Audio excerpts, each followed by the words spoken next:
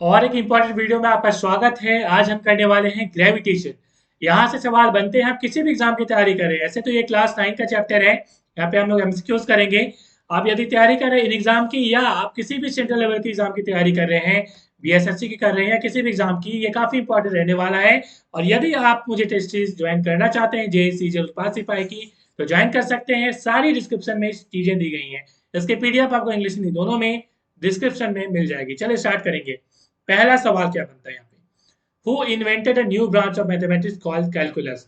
Calculus की खोज किसने की? तो सही आंसर हो जाएगा न्यूटन। आपको पता होगा, आपने इंटीग्रेशन वगैरह कभी ना कभी बनाया होगा, है ना। इंटीग्रेशन में काम यह होता है कि मान लीजिए एक इतनी बड़ी बॉडी है, ठीक है। आपको इतना छोटा सा कुछ उसका पता है, ठीक है। आपको यदि पूरी बॉडी की निकालनी है ना, तो इंटीग्रेशन के माध्यम से आप निकाल सकते हैं। उसमें आप लिमिट लगा देंगे। मान लीजिए ये 4 मीटर का है, तो आप क्या करेंगे कि 0 to 4 कर देंगे, और इसका आप इस छोटा सा एरिया निकाल दीजिएगा इसका और पूरा का इंटीग्रेशन कर दीजिए, निकल जाएगा। इंटीग्रेशन का ये बहुत बड़ा फायदा होता है कि लंबी दूरी आराम से इससे निकाली जा सकती है। तो ये कैलकुलस की खोज जो है वो न्यूटन बाबा ने की थी। सही आंसर हो जाएगा ऑप्शन ए। नेक्स्ट सवाल हमारा क्या है, who gave universal law of gravitation. Universal law of gravitation जो है किसने दी थी? तो इसे हम कहते हैं न्यूटन का सार्वभौमिक या सार्वत्रिक नियम। ये है न्यूटन बाबा ने ही दी थी। और ये इसलिए यूनिवर्सल कहलाती है क्योंकि ये जो नियम है, आप कहीं भी चले जाइए, ये हमेशा लागू होगी। आप किसी भी प्लेनेट में जाएंगे, ये नियम जो है लागू होगी। अब यूनिवर्सल लॉ ऑफ ग्रेविटेशन क्या कहता है, सुनिए ध्यान से। दो ऑब्जेक्ट रखी हुई है, कोई भी दो ऑब्जेक्ट, ऐसा नहीं कि धरती है या कोई भी प्लेनेट है, ऐसा नहीं है, कोई भी दो ऑब्जेक्ट। जैसे मैं यहाँ पे बैठा हुआ हूँ, मेरे सामने कैमरा रखी हुई है, या आप बैठे हुए हैं, आपके सामने मोबाइल रखी हुई होगी। आप दोनों के बीच में एक ग्रेविटेशन फोर्स लग रही है। ऑब्जेक्ट जितने भी आगे आसपास आप देख पा रहे हैं, सभी के बीच ग्रेविटेशन फोर्स लगती है। जी हाँ। और ये दिया था न्यूटन लॉ ऑफ ग्रेविटेशन। आपके मन में कई सारे सवाल जग रहे होंगे, सारे जवाब यहाँ पे आपको मिल जाएंगे।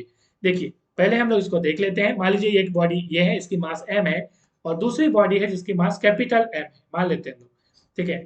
और दोनों के बीच की जो डिस्टेंस है, हम लोग सेंटर टू सेंटर डिस्टेंस लेते हैं। मतलब इसका सेंटर निकालिए और इसका सेंटर, ऐसा नहीं कि यहाँ से यहाँ ऐसे कर दीजिए, यहाँ से यहाँ, ये गलत हो जाएगा। ये वाला नहीं, यहाँ से यहाँ सेंटर टू सेंटर, ठीक है। और इसको R लेते हैं।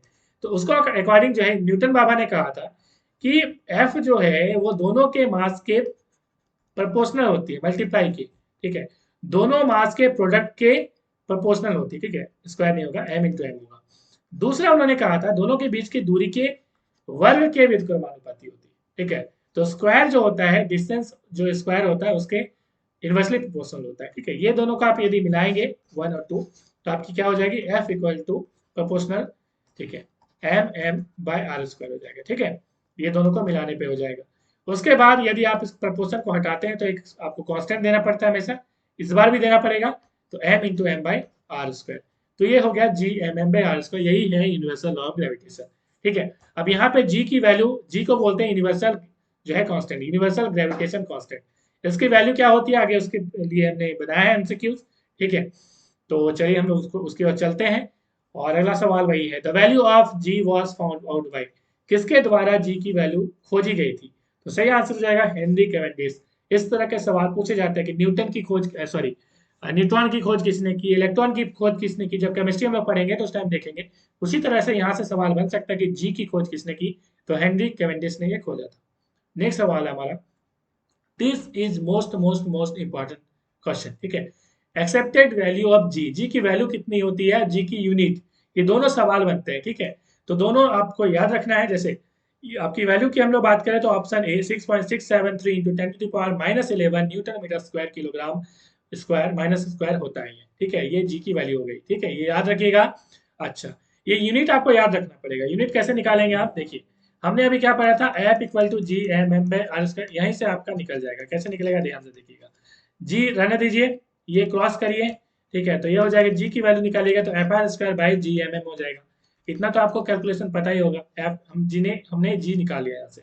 अब एफ की यदि आप ऐसा ही रखेंगे तो न्यूटन हो जाएगी, तो न्यूटन, और आर का मतलब डिस्टेंस, डिस्टेंस की यूनिट मीटर होती है, तो मीटर स्क्वायर बाई जी, यहाँ पे सॉरी जी मैंने रख दिया क्या, जी इक्वल टू Fr²/mm, ठीक है। जी नहीं होगा यहाँ, ठीक है, Fr²/mm होगा।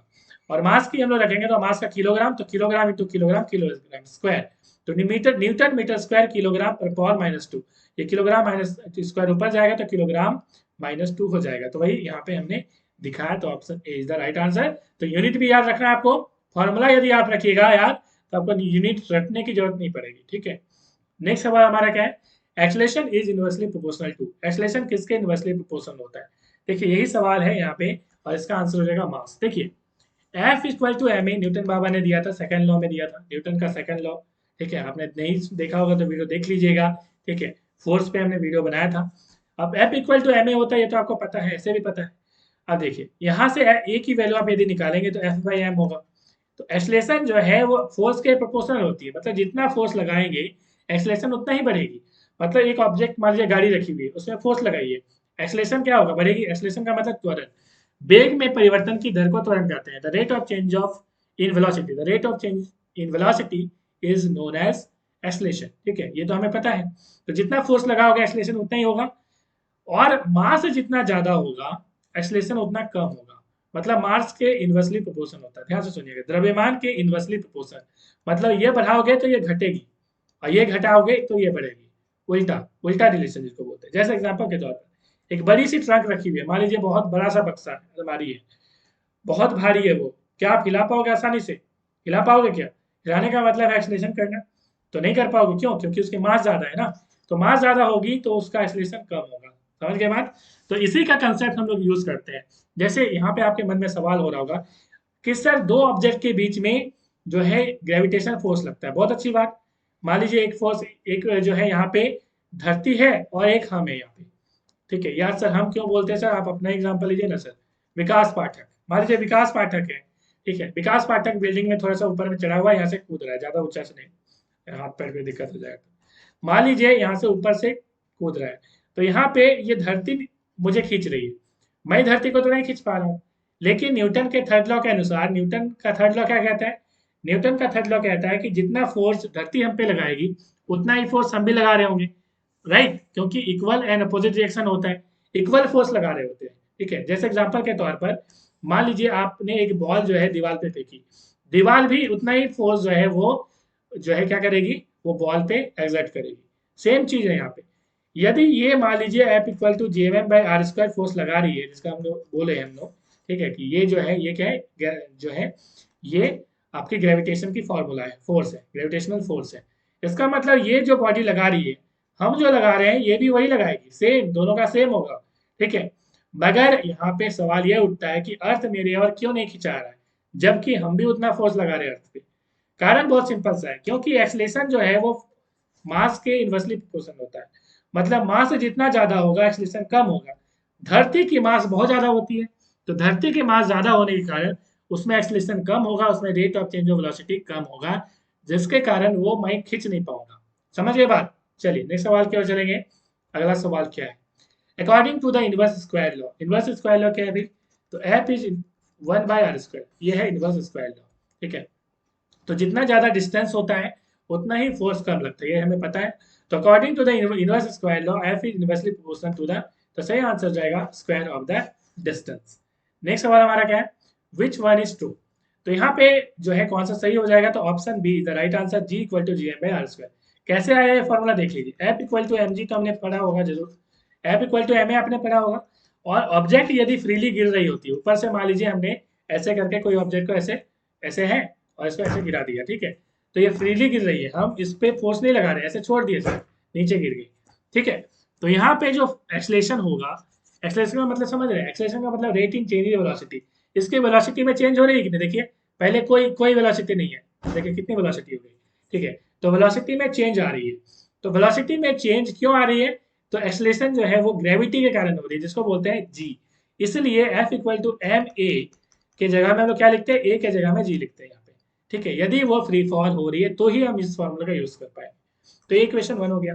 दूसरा इक्वेशन हो जाएगा, मतलब ये ग्रेविटेशन फोर्स ही लग रहा है। दूसरा, न्यूटन बाबा ने ये भी कहा था G M M by R square भी होता है। तो दोनों इक्वेशन को इक्वेट कर दीजिए, बराबर कर दीजिए। तो लेफ्ट बराबर तो राइट बराबर, मतलब एम जी इक्वल टू हो जाएगा, एम जी इक्वल टू हो जाएगा G M M by R square. तो दोनों साइड से छोटा एम काट दीजिए, तो ये हो जाएगा G equal to G M by R square. I hope आप समझ गए होंगे। और जी की जो एसआई यूनिट होती है मीटर पर सेकंड स्क्वायर होती है, आपको पता है। एक्सलेशन की भी वही होती है, क्योंकि फॉर्मूला होता है V minus U by T. तो वी माइनस यू मतलब वी का हो जाए मीटर पर सेकंड, और टी का सेकंड तो मीटर पर सेकंड स्क्वायर। चलिए नेक्स्ट सवाल हमारा क्या है, द वैल्यू ऑफ जी, जी की वैल्यू, स्मॉल जी की वैल्यू क्या होगी, तो 9.8 मीटर पर सेकंड स्क्वायर होगा, याद रखिएगा। और इसको अराउंड में हम लोग 10 ले लेते हैं, लेकिन वैल्यू कितनी होती है 9.8। ठीक है, नेक्स्ट सवाल हमारा क्या है, ऐसा यूनिट ऑफ वेट, वेट की ऐसा यूनिट क्या होगी, सी इज सेम एज, पूछा है किसके बराबर होती है, तो सही आंसर हो जाएगा फोर्स। देखिए वेट का मतलब क्या होता है, वेट का फॉर्मूला था एम जी, एम इंटू जी, मतलब कि आपको यदि अपनी वेट पता करनी है तो मास इंटू जी से इंटू कर दीजिए। जैसे जी हमारे अर्थ के लिए 9.8 है, मगर यदि हम लोग चांद में चले जाए तो 9.8 बाई 6 हो जाएगा, क्योंकि हमारे 1/6 हो जाता है वहाँ का, वहाँ की जो जी है, मतलब यदि जी अर्थ हम लोग लिखे, तो जी मून यदि हम लोग लिखे, यहाँ पे ध्यान से सुनिएगा, जी मून यदि हम लोग लिखे, जी मून, तो जी अर्थ बाई 6 लिखना पड़ेगा। ठीक है, अर्थ के ग्रेविटी से 6 आप डिवाइड कर दीजिए तो आपको निकल जाएगा। जैसे मान लीजिए किसी व्यक्ति की यहाँ पे 60 न्यूटन वेट है, तो अर्थ में आप वहां से जाओगे, आप मून में चले जाओगे, तो 60 न्यूटन बाई 6 करना होगा, मतलब 10 न्यूटन मात्र आपका वहाँ पे वेट हो जाएगा, इतना कम हो जाएगा आपका वेट। ठीक है, तो आपको यदि कहीं पे बायोडाटा भेजना है, आपको यदि वेट कम दिखाना है तो आप अपना मून का दिखा दीजिएगा, ठीक है, कि हमारा इतना वेट है। चलिए आगे हम बात करें, तो ऐसा यूनिट ऑफ वेट क्या होता है, तो एम जी फॉर्मूला होता है, तो एफ की भी यही फॉर्मूला होती है, तो दोनों का ही न्यूटन होता है, सही। तो न्यूटन, फोर्स का भी न्यूटन और वेट का भी न्यूटन, ठीक है, तो सेम हो जाएगा ऑप्शन ए। नेक्स्ट सवाल हमारा क्या है, ऐसा यूनिट ऑफ वेट, तो सही आंसर हो जाएगा न्यूटन, ठीक है। और यदि आपको सीरियसली पूछे तो ये हो जाएगा डाइन, राइट, क्या हो जाएगी, dyne, D Y N E. Next सवाल हमारा, ऐसा यूनिट ऑफ मास, तो किलोग्राम होता है, बच्चा बच्चा जानता है। ठीक है, विच वन इज करेक्ट, यहाँ पे पूछा कौन सा करेक्ट है, देख लीजिए, the mass of an object is constant and does not change place to place. सही बात है भाई, मास जो है कांस्टेंट होता है, वो स्थान बदलने पे नहीं बदलती है। तो वेट जो है वो बोल रहा है कांस्टेंट, ये तो गलत बात है, वेट कांस्टेंट नहीं होती, वेट बदल जाता है। तो ऑप्शन बी गलत दिया है, option C, the weight depends upon the value of acceleration due to gravity of that celestial body. सही बात है, वेट जो है वो डिपेंड करेगी एक्सेलरेशन ड्यू टू ग्रेविटी उस प्लेनेट की कितनी, ठीक है, जैसे फॉर्मूला ही होता है एम जी, मतलब चांद में जाओगे तो चांद की जी कितनी है वो डिपेंड करेगा वेट पे। ठीक है, वेट आपको निकालना है किसी ऑब्जेक्ट की, तो ये जी की वैल्यू हमें पता होनी चाहिए, तो वही ऑप्शन सी बोला है। तो सही आंसर होगा option D, both A and C are correct, A भी सही था और सी भी सही है। चलिए नेक्स्ट सवाल हमारा क्या है, नेक्स्ट सवाल है, weight of an object of the moon is, तो वेट कितनी होती है, हमने कहा 1/6 ऑन अर्थ वेट। ठीक है, नेक्स्ट सवाल हमारा, mass of earth in kilogram is, तो क्या हो जाएगा, यहाँ पे किलोग्राम बोला है, तो सही आंसर होगा ऑप्शन है 5.98 इंटू 10⁻24 किलोग्राम। ठीक है, नेक्स्ट सवाल हमारा, मास ऑफ मून, मून का मास कितना होता है, तो 7.36 इंटू 10⁻22 किलोग्राम, याद रखिएगा। नेक्स्ट सवाल हमारा क्या है, रेडियस ऑफ अर्थ, अर्थ की रेडियस कितनी होती है, तो ये हो जाएगा 6.37 इंटू 10⁻6 मीटर। ठीक है, तो यहाँ पे सही आंसर हो जाएगा इतना। अच्छा, किलोमीटर में कितना होगा, कन्वर्ट करके बताइएगा कमेंट में, ठीक है, कि किलोमीटर में आप यदि इसको कन्वर्ट करेंगे तो कितना किलोमीटर होगा। नेक्स्ट सवाल हमारा, रेडियस ऑफ मून, मून की रेडियस कितना होती है, 1.74 इंटू 10⁻6 मीटर। नेक्स्ट सवाल हमारा, the force acting on an object perpendicular the surfaces, मान लीजिए एक ऑब्जेक्ट में परपेंडिकुलर फोर्स लग रहा है इस तरह से, उसको हम लोग क्या बोलते हैं, उसको बोलते हैं थ्रस्ट, क्या बोलते हैं, थ्रस्ट। देखिए फोर्स आपका इस तरह से भी लग सकता है, इस तरह से भी लग सकता है, लेकिन जो परपेंडिकुलर फोर्स लगता है उसी को हम लोग बोलते हैं थ्रस्ट। ठीक है, क्योंकि हम लोग जब प्रेशर पढ़ते हैं ना, प्रेशर इक्वल टू हम लोग पढ़ते हैं थ्रस्ट बाय एरिया, क्या पढ़ते हैं, थ्रस्ट बाय एरिया, न कि force by area. Perpendicular force बोल सकते हो, परपेंडिकुलर फोर्स बाय एरिया या थ्रस्ट बाय एरिया बोलो, क्या, ठीक है। नेक्स्ट सवाल हमारा, ऐसा यूनिट ऑफ थ्रस्ट क्या होगा, तो न्यूटन होगा, क्योंकि एक फोर्स है। ठीक है, थ्रस्ट जो होता है वो फोर्स होता है।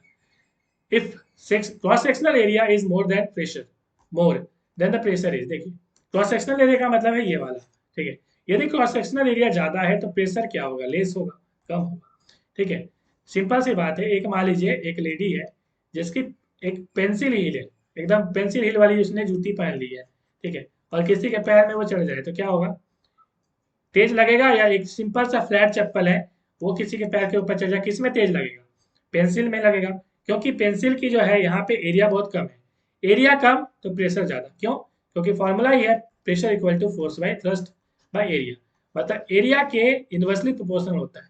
ठीक है, मतलब एरिया ज्यादा तो प्रेशर कम, एरिया ज्यादा तो प्रेशर कम, इसलिए हम क्या करते हैं, गाड़ी वगैरह का जो टायर है वो चौड़ा रखते हैं, ठीक है, और बड़ी गाड़ी की और चौड़ी रखते हैं, यदि आप उसकी पतली बना दोगे ना तो दब जाएगी वहीं पे, ठीक है, जमीन में वहीं दब जाएगी, क्यों, क्योंकि इसकी प्रेशर वो ज़्यादा एग्जर्ट करेगी, समझ गए बात। तो इसलिए ये काफ़ी इंपॉर्टेंट चीज़ है, याद रखिएगा, ठीक है। तो कहते हैं ना कि कोई जरूरी नहीं है, एक सुई भी काफ़ी काम का होता है। एक सुई, आप सुई से आप कहीं पे सिलाई करिए, शर्ट में घुस जाएगा, लेकिन मोटा चीज में आप रॉड लेके करिए, अंदर घुसेगा ही नहीं जल्दी। क्यों? क्योंकि एक सुई की क्रॉस सेक्शनल एरिया कम है, और क्रॉस सेक्शनल एरिया कम है मतलब क्या है, प्रेशर ज्यादा है। समझ गए बात? चलिए, तो नेक्स्ट सवाल हमारा क्या है, ऐसा यूनिट ऑफ प्रेशर, ऐसा यूनिट ऑफ प्रेशर क्या हो जाएगा, तो यहाँ पे सही आंसर हो जाएगा बोथ ए एंड बी। देखिए, ऐसा यूनिट ऑफ प्रेशर, प्रेशर की फॉर्मूला होती है फोर्स बाय एरिया, राइट। अब फोर्स की हो जाएगी न्यूटन और एरिया की मीटर स्क्वायर, तो न्यूटन पर मीटर स्क्वायर होती है, ये बात तो सही है। और इसी को हम लोग बोलते हैं पास्कल, न्यूटन पर मीटर स्क्वायर को ही हम लोग, पास्कल एक साइंटिस्ट का नाम था और उन्हीं के नाम में, उसी के सम्मान में पास्कल बोला जाता है ऐसा यूनिट ऑफ प्रेशर। नेक्स्ट सवाल हमारा, ऐसा यूनिट ऑफ रिलेटिव डेंसिटी, तो यह होता है यूनिटलेस एंड डायमेंशनलेस, ठीक है। इसकी ना यूनिट होती है ना डायमेंशन, कैसे? तो रिलेटिव डेंसिटी का मतलब ही क्या होता है, तो यहाँ पे वही अगला सवाल है। तो density of substance by density of standard fluid, तो option A is the right answer. Standard fluid हमने क्यों लिखा है, आपने कहीं कहीं डेंसिटी ऑफ वाटर या एयर पढ़ा होगा। देखिए, हमें डिपेंड ये करता है कि डेंसिटी ऑफ सब्सटेंस मतलब किसकी रिलेटिव डेंसिटी निकालनी है। मान लीजिए हमें जो है किसी केरोसिन की निकालनी है, या कोई मान लीजिए सरसों तेल की निकालनी है, ठीक है। उस कंडीशन में रिलेटिव डेंसिटी यदि हम लोग निकालेंगे, तो डेंसिटी ऑफ सरसों तेल लिखेंगे, यहाँ पे मस्टर्ड ऑयल लिखेंगे, मान लीजिए कुछ भी है, ठीक है। तो डेंसिटी रो हम लोग मान लीजिए मस्टर्ड ऑयल का एम ले लिए, ठीक है। तो उस कंडीशन में डेंसिटी ऑफ वाटर लेना पड़ेगा आपको। स्टैंडर्ड लिक्विड क्या हो जाएगा वहां पे, वाटर हो जाएगा, क्यों, हम लिक्विड ले रहे हैं। और यदि हम लोग मान लीजिए डेंसिटी ऑफ सब्सटेंस किसी एयर के रिस्पेक्ट में निकाल रहे हैं, तो उस कंडीशन में, क्योंकि फ्लूइड किसे कहते हैं, फ्लूइड का मतलब है जो फ्लो कर सकता हो, ठीक है। तो यदि एयर हम लोग फ्लूइड है, मतलब एयर और वाटर, एयर और लिक्विड दोनों ही फ्लूइड होती है, ठीक है। यदि आप एयर ले रहे हैं, मान लीजिए कोई नाइट्रोजन गैस वगैरह ले रहे हैं, तो आप लिखोगे density of nitrogen by density of air, ठीक है। तो इसलिए हमने लिखा है स्टैंडर्ड फ्लूइड। तो स्टैंडर्ड फ्लूइड कुछ भी हो सकती है, ठीक है, या तो वो एयर होगी या तो वो वाटर होगी। समझ गए बात? नेक्स्ट सवाल हमारा क्या है, आर्किमिडीज प्रिंसिपल क्या कहती है, ठीक है। तो यहाँ पे ऑप्शन यहाँ पे देख लेते हैं क्या सही आंसर हो जाएगा। When a body is immersed fully or partially in a liquid, ठीक है, it experiences an upward force that is equal to the density of fluid space। मतलब गलत बात है, डेंसिटी के इक्वल नहीं होती। नेक्स्ट क्या है, when a fluid is immersed fully or partially in a fluid, it experiences an upward force that is equal to the weight। हाँ, ये सही है, ठीक है। मतलब एक ऑब्जेक्ट को यदि आप मतलब पानी में पार्शियली डुबाते हो, मतलब थोड़ा सा डुबाते हो, पूरा डुबा देते हो, ठीक है, कोई भी कैसे भी आप डुबा सकते हो, तो वो जितना फ्लूइड वेट जो है, फिर जितना फ्लूइड वो डिस्प्लेस करेगी, क्योंकि वो हटाएगी, क्योंकि वो अपना एरिया लेगी ना। क्योंकि आप मान लीजिए किसी मोबाइल को डाल रहे हो फ्लूइड में, गलती से भी नहीं डालिएगा, ठीक है, वाटर प्रूफ है तो डाल सकते हैं। तो आपने यदि डाल दिया, तो क्या, तो वो क्या करेगी, वाटर डिस्प्लेस करेगी अपने एरिया के, अपने वॉल्यूम के बराबर। तो वो जो यहाँ पे वॉल्यूम डिस्प्लेस हो रहा है, ठीक है, तो वही जो अपवार्ड जो फोर्स लग रहा है नीचे से, उसके बराबर होती है, ठीक है। तो अपवार्ड फोर्स का मतलब समझते हैं, अपवार्ड फोर्स का मतलब बॉयंसी फोर्स। मान लीजिए आपने कभी ना कभी बाल्टी से पानी भरा होगा, नहीं भरा होगा तो कोई बात नहीं, हमने तो बहुत भरा है, ठीक है। तो कुआं से जब बाल्टी डालिएगा आप, ठीक है, मंदिर वगैरह में आपने यदि भरा होगा तो ध्यान रखिए, तो बाल्टी यदि आप भरे होंगे, तो जैसे ही बाल्टी जमीन के मतलब कि पानी के अंदर जाती, वो हल्की हो जाती, क्यों? क्योंकि नीचे से एक फोर्स लगता है, वाटर उस पर एक फोर्स लगाता है, जिसको बोलते हैं बॉइंट फोर्स। क्या बोलते हैं?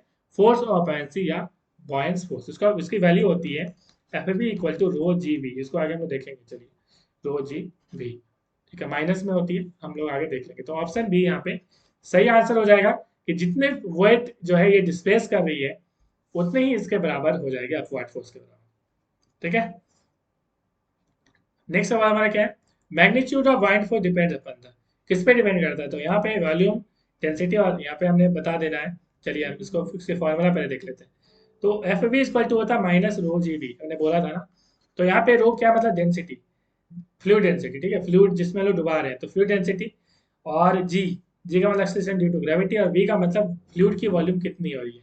तो यहाँ पे क्या हो जाएगा, रो जी बी, मतलब रो पे भी, डेंसिटी पे भी, एक्सेलरेशन ड्यू टू ग्रेविटी पे भी, और वॉल्यूम पे भी। तो ये तीनों ऑप्शन यहाँ पे दिया गया, तो ऑल ऑफ दीज यहाँ पे सही आंसर हो जाएगा। तो मिलेंगे नेक्स्ट वीडियो में, थैंक्स फॉर वॉचिंग।